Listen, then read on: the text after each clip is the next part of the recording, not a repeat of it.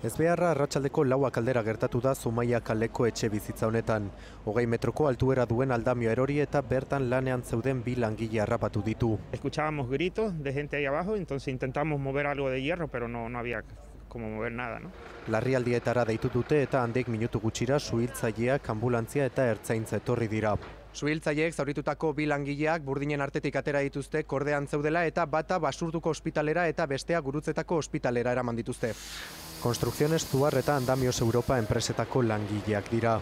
Gurutzetako ospitalera eraman dutenak 40 urte ditu eta larri zaurituta dago. Bigarrenak zauri arinagoak ditu, baina gaua behaketan pasako du Basurtuko ospitalean.